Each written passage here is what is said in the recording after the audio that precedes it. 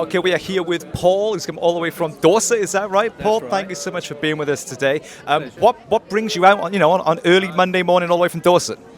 Well, I think this is a terribly important test case, really, for the freedom of people to publish what governments sometimes do not want us to know.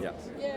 And I speak for the common man in the street, who should be entrusted a little bit more by their governments from knowing the truth of what's going on in the world, and not just the slanted, extremely selected portions that the legacy media want us to know. Yeah. So why do you think Julian is in the dock then? What's really going on here? Well, he did release a huge volume of data that as I understand it, the intelligence services in America would rather he hadn't released.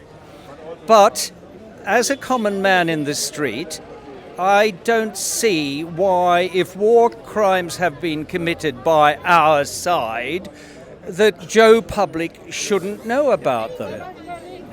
Well, it's a key component of a democracy, isn't it? That the electorate is supposed to know what the government does in their name and with their tax money. So do you think that's very eloquently, more eloquently than I can put it? Yes. I don't think so.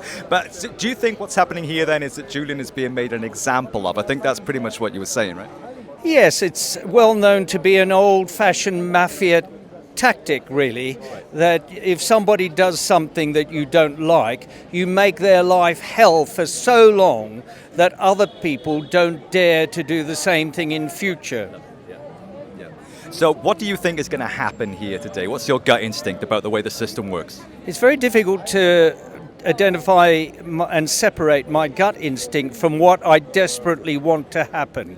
What I desperately want to happen is that Julian is released today without any conditions and a public apology made.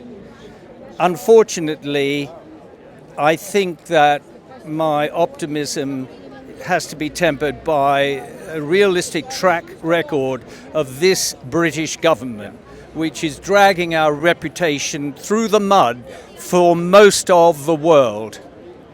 Brilliantly put. Well, I think a lot of us feel that conflict as well between what we desperately want to hear and the cynicism that is rightfully informed by the track record of our government so far. So, Paul, thank you so much for sharing that with us. We'll keep our fingers crossed for whatever gets decided today, and hopefully we'll see you again later on. Thank you, James. Thank you, man. Bye-bye. Free Assange.